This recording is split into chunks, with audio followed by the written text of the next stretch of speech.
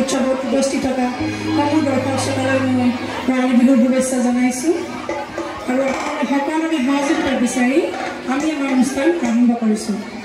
মই প্ৰথমতে এটি জয়ন্ত হাজৰিকাদেৱৰ গীত গাম, তোমাৰ মৰমে মোক।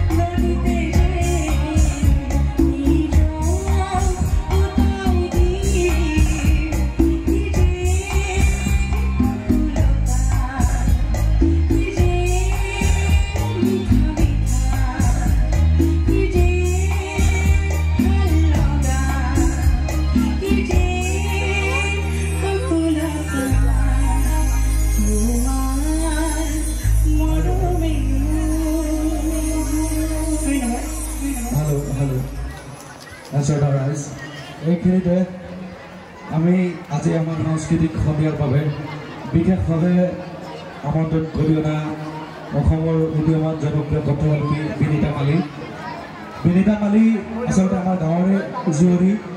তো বিনীতা মালিক আমি সাতপখুলি নৱোদয় ক্লাবৰ তৰফৰ পৰা প্ৰথমে এখন ফুলাম গামোচাৰে সম্ভাষণ যাচিব বিচাৰিছোঁ। সম্ভাষণ যাচিব অজন্ত ঠাকুৰীয়াই, সাহিত্য বিভাগৰ সম্পাদক অজন্ত ঠাকুৰীয়াই এখন ফুলাম গামোচাৰে কণ্ঠশিল্পী বিনীতা মালিক সম্ভাষণ যাচিব। আকৌ এটি ফুলাম জাপিৰে সম্ভাষণ যাচিব খনীন্দ্ৰ ঠাকুৰীয়াই, অন্যতম সদস্য খনীন্দ্ৰ ঠাকুৰীয়া।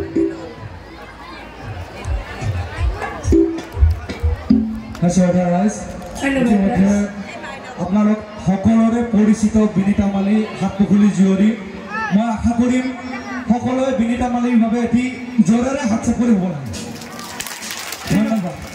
বিনীতা মালি ইতিমধ্যে বহুত বছৰ বিৰতিৰ পিছত এই বছৰ পুনৰবাৰ সাংস্কৃতিক মঞ্চত আহিছে ভাল লাগিছে আমাৰ দেখি তেখেত আমাৰ হাতপুখুলিৰ গৌৰৱ তেখেতলৈ আমি হাতপুখুলি নৱোদয় ক্লাবৰ তৰফৰ পৰা অলেখ অভিনন্দন আৰু শুভেচ্ছা জ্ঞাপন কৰিছোঁ ধন্যবাদ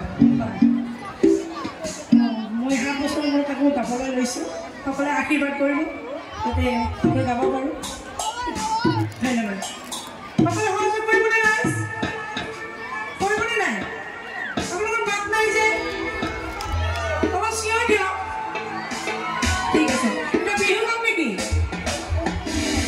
বিহু গাম নে ঠিক আছে বিহুৱে গাম দিয়ক